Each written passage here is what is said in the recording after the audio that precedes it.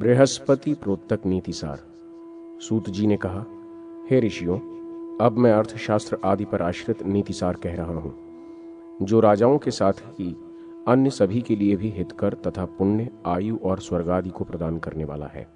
जो मनुष्य धर्म, अर्थ, काम और मोक्ष, इस पुरुषार्थ चतुष्टय की सिद्धि चाहता है, उसको सदैव सज्जनों की ही संगति करनी चाहिए। दुर्जनों के साथ रहने से इस लोक अथवा परलोक में हित संभव नहीं है।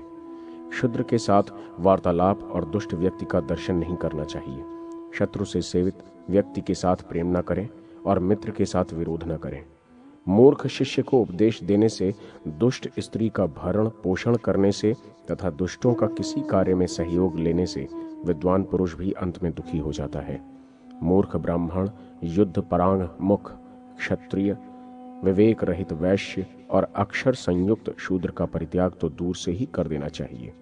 काल की प्रबलता से शत्रु के साथ संधि और मित्र से विग्रह यानी शत्रुता हो जाता है। अतः कार्य कारण भाव का विचार करके ही पंडित जन अपना समय व्यतीत करते हैं। समय प्राणियों का पालन करता है, समय ही उनका संहार करता है। उन सभी के सोने पर समय अर्थात काल जागता रहता है। अतः समय बड़ा ही दुरतिक्रम है, अर्थात समय को जीतना बड़ा ही कष्ट साध्य है। समय पर ही प्राणी के पराक्रम का क्षरण होता है। समय आने पर ही प्राणी गर्भ में आता है। समय के आधार पर ही उसकी सृष्टि होती है और पुनः समय ही उसका संहार भी करता है। काल निश्चित ही नियम से नित्य सूक्ष्म गति वाला ही होता है। तब भी हमारे अनुभव में उसकी गति दो प्रकार से होती है, जिसका अंतिम परिणाम जगत का संग्रह ही होता है। ये गति स्थूल एवं सूक्ष्म रूप में दो प्रकार की होती है। ऋषियों, बृहस्पति ने इंद्र से इस नीतिसार का वर्णन किया था, जिसके कारण सर्वज्ञ होकर इंद्र ने दैत्यों का विनाश करके देवलोक का आधिपत्य प्राप्त किया था। ब्राह्मण कल्प राजर्षियों को नित्य देवता एवं ब्राह्मण आदि का पूजन करना चाहिए तथा महान पातकों को नष्ट करने वाले अश्वमेघ यज्ञ का अनुष्ठान करना चाहिए। उत्तम प्रकृति वाले सज्जनों की संगति, विद्वानों के साथ सत्कथा का श्रवण और लोभ रहित मनुष्य के साथ मैत्री संबंध स्थापित करने वाला पुरुष दुखी नहीं होता। दूसरे की निंदा, दूसरे का धन ग्रहण, पराई स्त्री के साथ परिहास तथा पराये घर में निवास कभी नहीं करना चाहिए। हितकारी अन्य व्यक्ति भी अपने बंधु हैं और यदि बंधु अहितकर है तो वो भी अपने लिए अन्य है। शरीर से ही उत्पन्न हुई व्याधि अहितकर होती है, किंतु वन में उत्पन्न हुई औषधि उस व्याधि का निराकरण करके मनुष्य का हित साधन करती है। जो मनुष्य सदैव हित में तत्पर रहता है वही बंधु है। जो भरण पोषण करता है वही पिता है। जिस व्यक्ति में विश्वास रहता है वही मित्र है और जहाँ पर मनुष्य का जीवन निर्वाह होता है वही उसका देश है। जो आज्ञा पालक है वही वास्तविक भृत्य यानी सेवक है। जो बीज अंकुरित होता है वही बीज है। जो पति के साथ प्रिय संभाषण करती है वही वास्तविक भार्या है। पिता के जीवन पर्यंत पिता के भरण पोषण में जो पुत्र लगा रहता है वही वास्तव में पुत्र है। जो गुणवान है उसी का जीवन वास्तव में सार्थक है। जो धर्म में प्रवृत्त है वही जीवित है। जो गुण धर्म विहीन है उसका जीवन निष्फल है। जो भार्या गृह कार्य में दक्ष है, जो प्रियवादिनी है, जिसके पति ही प्राण है और जो पति परायणा है, वास्तव में वही भार्या है। जो नित्य स्नान करके अपने शरीर को सुगंधित द्रव्य पदार्थों से सुवासित करने वाली है, प्रियवादिनी है, अल्पाहारी है, मितभाषणी है, सदा सब प्रकार के मंगलों से युक्त है। जो निरंतर धर्मपरायण है, निरंतर पति की प्रिय है, सदा सुंदर मुख वाली है तथा जो ऋतुकाल में ही पति के सहगमन की इच्छा रखती है वही भार्या है। इन लक्षणों से समन्वित स्त्री समस्त सौभाग्यों की अभिवृद्धि कारिणी होती है। जिस मनुष्य की ऐसी भार्या है वो मनुष्य नहीं, देवराज इंद्र है। जिस मनुष्य की भार्या विरूप नेत्रों वाली, पापिनी, कलह प्रिय और विवाद में बढ़ चढ़कर बोलने वाली है, वो पति के लिए वास्तव में वृद्धावस्था ही है। वास्तविक वृद्धावस्था नहीं है। जिसकी भार्या पर पुरुष का आश्रय ग्रहण करने वाली है, दूसरे के घर में रहने की आकांक्षा रखती है, कुकर्म में संलग्न है तथा निर्लज्ज है, वो पति के लिए साक्षात वृद्धावस्था स्वरूप है। जिस पुरुष की भार्या गुणों का महत्व समझने वाली है, पति का अनुगमन करने वाली और स्वल्प से भी स्वल्प वस्तु से संतुष्ट रहने वाली है, पति के लिए वही सच्ची प्रियतमा है, सामान्य प्रिया नहीं है। दुष्ट पत्नी, दुष्ट मित्र तथा प्रत्युत्तर देने वाला भृत्य और सर्पयुक्त घर में निवास साक्षात मृत्यु ही है। मनुष्य को दुर्जनों की संगति का परित्याग करके साधुजनों की संगति करनी चाहिए और दिन रात्रि पुण्य का संचय करते हुए नित्य अपनी अनित्यता का स्मरण रखना चाहिए। जो स्त्री सर्प के कंठ में रहने वाले विष के समान है, जो सर्प के फणों के सदृश भयंकर है, जो रौद्र रस की साक्षात मूर्ति है, जो शरीर से कृष्ण वर्ण की है, जो रक्त के सदृश लाल लाल नेत्रों के द्वारा दूसरे के हृदय को भयभीत कर देने वाली है, जो व्याघ्र के समान भयानक है, जो क्रोध वेदना एवं प्रचंड अग्नि की ज्वाला की भांति धधकने वाली और काक के समान जिह्वा लोलुप है, अपने पति से प्रेम न रखने वाली है, भ्रमित चित्त वाली तथा दूसरों के पुर यानी घर नगर आदि में जाने वाली अर्थात पर पुरुष की इच्छा रखने वाली है, वो स्त्री कदापि सेव्य नहीं है। दैववश कभी अल्प सामर्थ्यवान व्यक्ति भी शक्तिशाली हो सकता है, कृतघ्न व्यक्ति भी कभी सुकृत कर सकता है, अग्नि में कभी शीतलता भी आ सकती है, हिम में उष्णता भी आ सकती है, किंतु वैश्या में पुर विषयक अनुराग नहीं हो सकता। घर के अंदर भयंकर सर्प देख लिए जाने पर, चिकित्सा रोग होने पर भी, रोग बने ही रहने पर, बाल्य युवा आदि अवस्था से युक्त ये शरीर काल से आवृत है, ये समझने पर भी कौन ऐसा व्यक्ति है जो धैर्य धारण कर सकता है। अध्याय 108। नीतिसार निरूपण। सूत जी ने कहा, आपत्ति काल के लिए धन का संरक्षण करना चाहिए, स्त्रियों की रक्षा के लिए धन का उपयोग करना चाहिए एवं अपनी रक्षा में स्त्री एवं धन दोनों का उपयोग करना चाहिए। कुल की रक्षा के लिए एक व्यक्ति का, ग्राम की रक्षा के लिए कुल का, जनपद के हित के लिए ग्राम का और अपने वास्तविक कल्याण के लिए पृथ्वी का भी परित्याग कर देना चाहिए। नरक में निवास करना अच्छा है, किंतु दुष्चरित्र व्यक्ति के घर में निवास करना उचित नहीं है। नरकवास के कारण पाप विनष्ट हो जाता है, किंतु दुष्चरित्र व्यक्ति के घर में निवास करने से पाप की निवृत्ति नहीं होती। बुद्धिमान पुरुष एक पांव को स्थिर करके ही दूसरे पांव को आगे बढ़ाता है, इसीलिए अगले स्थान की परीक्षा के बिना पूर्व स्थान का परित्याग नहीं करना चाहिए। दुष्ट जनों से व्याप्त देश, उपद्रवग्रस्त निवास भूमि, कृपण राजा तथा मायावी मित्र का परित्याग कर देना चाहिए।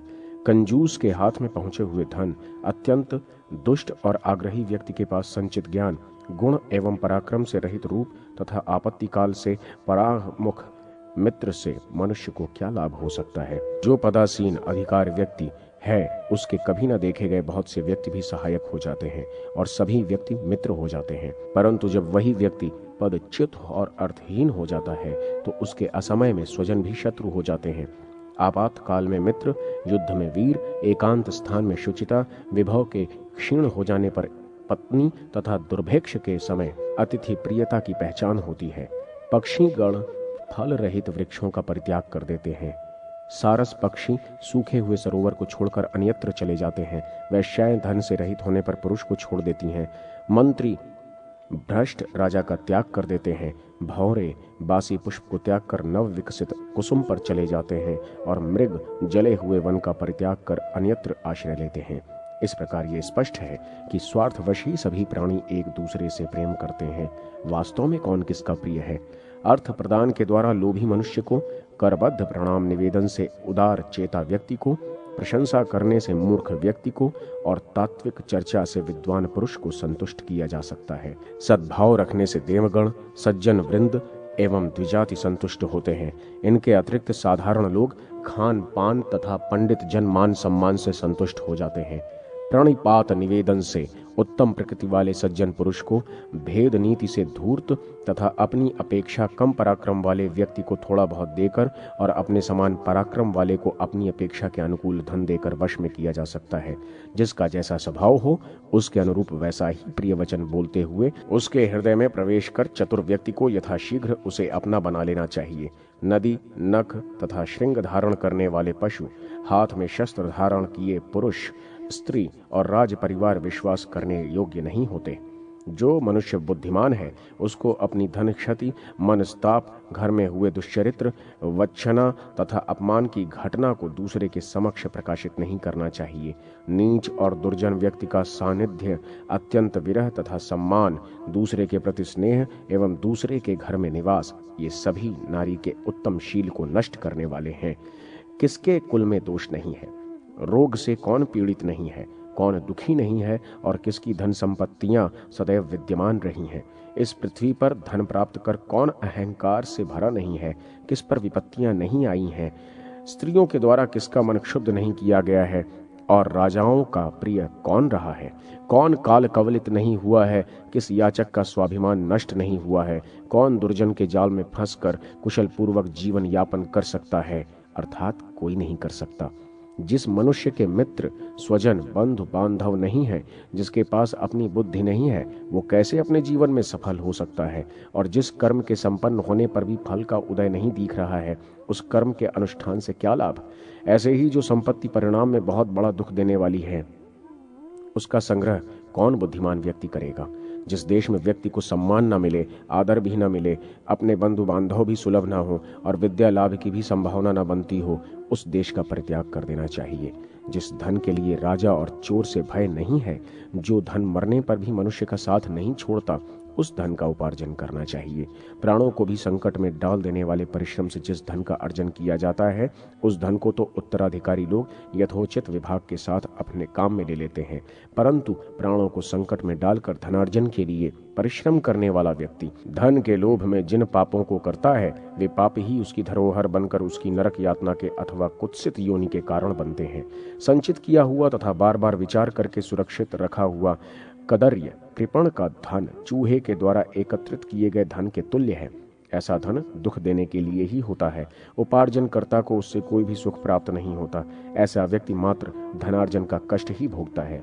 ऐसे ही व्यक्ति जन्मांतर में दरिद्र होने के कारण नग्न होकर अनेक प्रकार के व्यसन से त्रस्त हो रूखे स्वभाव वाले हो जाते हैं तथा हाथ में खप्पर लेकर घर घर भीख मांगते हैं और ये लोगों को बताते हैं कि दान न देने वालों को ही ऐसा फल मिलता है। ऐसे भिक्षुक कुछ दीजिए ऐसी बार बार याचना करते हुए संसार को ये शिक्षा प्रदान करते हैं कि दान न देने वाले मनुष्य की यही दशा होती है। आपकी भी मेरी जैसी दुर्दशा ना हो, इसलिए आपको दान देना चाहिए। कृपण अपने द्वारा संचित धन यज्ञों में नहीं लगा पाता है और अपने द्वारा मांग कर इकट्ठा किए धन को गुणवानों को भी नहीं देता है। इस प्रकार का कृपण के द्वारा सुरक्षित धन चोर और राजा के काम में ही आता है। कृपण का धन देवता, ब्राह्मण, बंधु तथा आत्महित के लिए नहीं होता, वो तो अग्नि, चोर अथवा राजा के लिए होता है। अत्यंत कष्ट से अर्जित किया गया धन, धर्म का अतिक्रमण करके अर्जित किया गया धन अथवा शत्रु को साष्टांग प्रणाम करके और उसकी अधीनता स्वीकार करके प्राप्त किया गया धन, इस प्रकार का धन तुझे कभी प्राप्त न हो। विद्या का अभ्यास न करने से वो विनष्ट हो जाती है। शक्ति रहते हुए फटे पुराने मैले कुचैले वस्त्रों को धारण करने वाली स्त्रियां सौभाग्य की रक्षा नहीं कर पाती। सुपाच्य भोजन से रोग नष्ट हो जाता है और चातुर्यपूर्ण नीति से शत्रु का विनाश हो जाता है। चोर का वध ही उसका दंड है। दुष्ट मित्र के लिए समुचित दंड उसके साथ अल्प वार्तालाप करना है। स्त्रियों का दंड उनसे पृथक शैया पर शयन करना तथा ब्राह्मण के लिए दंड निमंत्रण न देना है।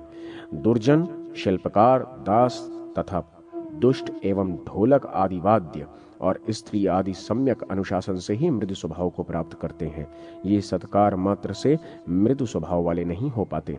कार्य में संलग्न करने से भृत्य, दुख होने पर बंधु बांधव, विपत्ति काल में मित्र तथा ऐश्वर्य के नष्ट होने पर स्त्री के स्वभाव की परीक्षा करनी चाहिए। पुरुषों की अपेक्षा स्त्रियों का आहार दुगना, बुद्धि 4 गुनी, कार्य की क्षमता 6 गुनी और काम वासना 8 गुनी अधिक मानी गई है। स्वप्न से निद्रा को नहीं जीता जा सकता। काम वासना से स्त्री पर विजय नहीं प्राप्त की जा सकती। ईंधन से अग्नि को तृप्त नहीं किया जा सकता तथा मद्य से प्यास नहीं बुझाई जा सकती। मांस युक्त स्निग्ध भोजन, नाना प्रकार की मदिराओं का पान, सुगंधित द्रव पदार्थों का विलेपन, सुंदर वस्त्र और सुवासित माल्याभरण ये स्त्रियों की काम वासना की अभिवृद्धि करते हैं। जैसे लकड़ियों के अधिक से अधिक ढेर को प्राप्त करके भी अग्नि संतुष्ट नहीं होती, नदी समूह के मिलने पर ही समुद्र तृष्णा रहित होकर संतृप्त नहीं होता, यमराज सभी प्राणियों का संहार करके भी आत्मसंतुष्टि प्राप्त करने में असमर्थ है, ऐसे ही नारी असंख्य पुरुषों के साथ संपर्क करके भी संतृप्त नहीं होती। शिष्ट व्यक्ति यानी सुशील, अभीष्ट सिद्धि, प्रिय वचन, सुख, पुत्र, जीवन और देवगुरु से प्राप्त आशीर्वचन से मनुष्य की इच्छाएं परिपूर्ण नहीं होती। इनके लिए अभिलाषा बढ़ती ही रहती है। धन के संग्रह से राजा, नदियों की जलराशि से समुद्र, संभाषण से विद्वान एवं राजदर्शन से प्रजा के नेत्र संतुष्ट नहीं हो पाते। अपने विहित कर्म तथा धर्माचरण का पालन करते हुए जीवकोपार्जन में तत्पर सदैव शास्त्र चिंतन में रत तथा अपनी स्त्री में अनुरक्त, जितेंद्रिय और अतिथि सेवा में निरत श्रेष्ठ पुरुषों को तो घर में भी मोक्ष प्राप्त हो जाता है। जिस सत्कर्म निरत पुरुष के पास मनोनुकूल सुंदर वस्त्राभूषण से अलंकृत स्त्री है, यदि वो व्यक्ति उसके साथ अपने भवन की अटारी पर सुख पूर्वक निवास करता है तो उसके लिए यहीं पर स्वर्ग का सुख है। जो स्त्रियां स्वभाव से ही धर्म विरुद्ध आचरण करने वाली एवं पति के प्रतिकूल व्यवहार रखने वाली हैं, वे स्त्रियां न धन आदि के दान, न सम्मान, न सरल व्यवहार, न सेवा भाव, न शस्त्र भय और न शास्त्रोपदेश से ही अनुकूल की जा सकती हैं। वे तो सदा प्रतिकूल ही रहती हैं। विद्यार्जन, अर्थ संग्रह, पर्वतारोहण, अभीष्ट सिद्धि तथा धर्माचरण, इन पांचों को धीरे धीरे प्राप्त करना चाहिए। देव पूजनादि कर्म, ब्राह्मण को दान, गुणवती विद्या का संग्रहण तथा सन्मित्र, ये सदा सहायक होते हैं। जिन्होंने बाल्यकाल से विद्यार्जन नहीं किया है, जिनके द्वारा युवा अवस्था में धन और स्त्री की प्राप्त नहीं की जा सकी है, वे इस संसार में शोक के पात्र हैं और मनुष्य रूप धारण करके पशुवत विचरण करते हुए दुख से परिपूर्ण जीवन व्यतीत करते हैं। विद्या के उपासक को अध्ययन काल में भोजन की चिंता नहीं करनी चाहिए। विद्यार्थी को विद्यार्जन के लिए गरुड़ के समान सुदूर देश को यथाशीघ्र पार कर लेना चाहिए। जो बाल्यावस्था में विद्याध्ययन नहीं करते हैं और फिर युवावस्था में कामातुर होकर यौवन तथा धन को नष्ट कर देते हैं, वे वृद्धावस्था में चिंता से जलते हुए शिशिर काल में कोहरे से झुलसने वाले कमल के समान संतप्त जीवन व्यतीत करते हैं। शुष्क तर्क स्वयं में अप्रतिष्ठित है, अतः किसी सिद्धांत की स्थापना केवल तर्क के द्वारा नहीं हो सकती। श्रुतियां भी अनेक प्रकार की हैं। ऐसा कोई भी ऋषि नहीं है जो भिन्न भिन्न प्रसंगों में विभिन्न सिद्धांतों का निर्देश न करे। इसीलिए धर्म का तत्व न तर्कों में निहित है, न श्रुतियों में निहित है, अपितु आप्तों की प्रज्ञा में निहित है। फलतः शिष्ट लोग जिस मार्ग का अनुसरण करते हैं, उसी मार्ग को अपना धर्म समझना चाहिए। आकार, संकेत, गति, चेष्टा, वाणी, नेत्र और मुख की भाव भंगिमा से प्राणी के अंतःकरण में छिपा हुआ भाव प्रकट होता रहता है। विद्वान वो है जो दूसरे के द्वारा अकथित विषय को भी जान लेता है। बुद्धि वो है जो दूसरों के संकेत मात्र से भी वास्तविकता को समझ ले। कथित शब्द का अर्थ तो पशु भी जान लेते हैं। मनुष्य के दिखाए गए मार्ग का अनुसरण तो हाथी और घोड़े भी करते हैं। अध्याय 109। नीति सार। श्री सूत जी ने कहा, जो व्यक्ति सुनिश्चित अर्थ का परित्याग कर अनिश्चित पदार्थों का सेवन करता है, उसका सुनिश्चित अर्थ विनष्ट हो जाता है और अनिश्चित पदार्थ तो नष्ट होता ही है। वाग वैभव से रहित व्यक्ति की विद्या और कायर पुरुष के हाथ में विद्यमान अस्त्र वैसे ही उन्हें संतुष्टि प्रदान नहीं करते, जैसे अपने अंधे पति के साथ रहती हुई उसकी स्त्री अपने रूप लावण्य से पति को संतृप्त नहीं कर पाती। सुंदर भोज्य पदार्थ भी उपलब्ध हो और भोजन की शक्ति भी हो, रूपवती स्त्री भी हो और सहवास करने की क्षमता भी हो, तथा धन वैभव भी हो और दान करने की सामर्थ्य भी हो, ये अल्प तप के फल नहीं है। वेदों का फल अग्निहोत्र है, विद्या का फल शील और सदाचार है, स्त्री का फल रति और पुत्रवान होना है तथा धन का फल है दान और भोग। विद्वान व्यक्ति को श्रेष्ठ कुल में उत्पन्न कुरूप कन्या के साथ भी विवाह कर लेना चाहिए, किंतु रूपवती एवं अच्छे लक्षणों वाली उत्तम कुल से हीन कन्या उसके लिए कभी भी ग्राह्य नहीं है।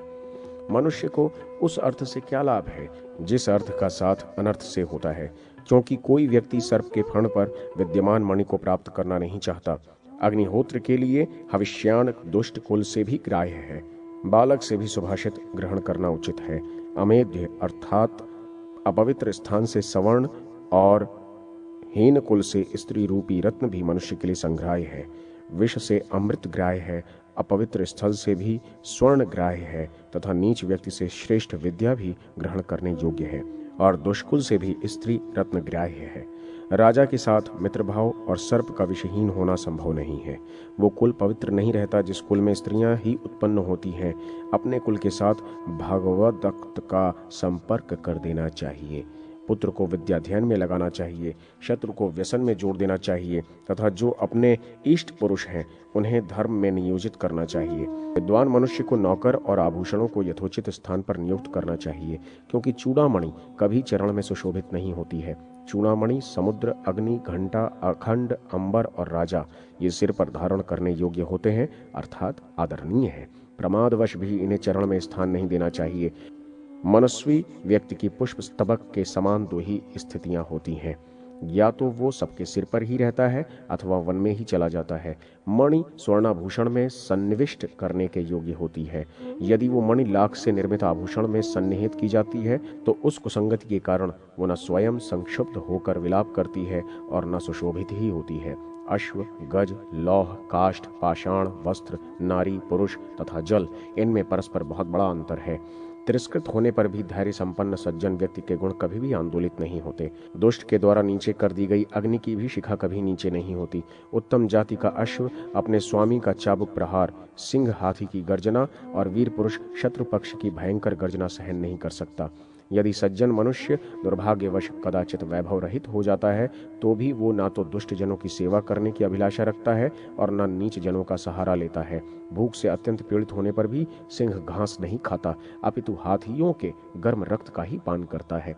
जिस मित्र में एक बार भी दुष्ट भाव परिलक्षित हो जाता है और पुनः उसी से मैत्री संबंध स्थापित करने की जो इच्छा रखता है, वो मानो अश्वतरी खच्चरी के द्वारा धारण किए गए गर्भ के सदृश मृत्यु को ही प्राप्त करने की अभिलाषा रखता है। शत्रु की मृदभाषी संतानों की उपेक्षा करना बुद्धिमान जनों के लिए उचित नहीं है।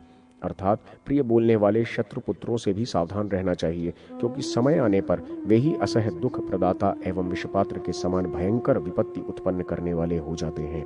उपकार के द्वारा वशीभूत हुए शत्रु से अन्य शत्रु को समूल उखाड़ फेंकना चाहिए, क्योंकि पैर में गड़े हुए कांटे को मनुष्य हाथ में लिए हुए कांटे से ही निकालता है। सज्जन व्यक्ति को अपकार परायण मनुष्य के नाश की चिंता कभी नहीं करनी चाहिए, क्योंकि वो नदी के तट पर अवस्थित वृक्षों की भांति स्वयं ही नष्ट हो जाता है। अर्थ का रूप धारण करने वाले अनर्थ और अनर्थ का रूप धारण करने वाले अर्थ, ये दैवाधीन पुरुष के विनाश के लिए होते हैं। कभी कभी कार्यकाल के भेद से निष्पाप बुद्धि उत्पन्न हो जाती है, क्योंकि दैव के अनुकूल रहने पर पुरुष का सर्वत्र कल्याण ही होता है। धनार्जन करते समय, किसी भी प्रकार का प्रयोग करते समय, अपने कार्य को सिद्ध करते समय, भोजन के समय और सांसारिक व्यवहार के समय मनुष्य को लज्जा का परित्याग कर देना चाहिए। जिस देश, प्रांत, नगर एवं ग्राम में धनवान, क्षेत्रीय, राजा, नदी तथा वैद्य ये पांच नहीं रहते हैं, वहां बुद्धिमान व्यक्ति का रहना उचित नहीं है। जहां आना जाना ना हो, जहां अनुचित आचरण को रोकने के लिए भय की संभावना ना हो, लज्जा ना हो तथा दान की प्रवृत्ति ना हो, वहां तो एक भी दिन निवास नहीं करना चाहिए। जिस देश, प्रांतादि में दैवज्ञ, वेदज्ञ, राजा, नदी एवं सज्जन व्यक्ति, इन पांच का निवास नहीं है, वहां पर निवास नहीं करना चाहिए। हे शौनक, एक ही व्यक्ति में सभी ज्ञान प्रतिष्ठित रूप में नहीं रहते हैं। इसलिए ये सर्वमान्य है कि सभी व्यक्ति सब कुछ नहीं जानते हैं और कहीं पर भी सभी सर्वज्ञ नहीं है। इस संसार में ना तो कोई सर्वविद्य है और ना ही कोई अत्यंत मूर्ख ही है। उत्तम, मध्यम तथा निम्न स्तरीय ज्ञान से जो व्यक्ति जितना जानता है, उसे उतने में विद्वान समझा जाना चाहिए। अध्याय 1।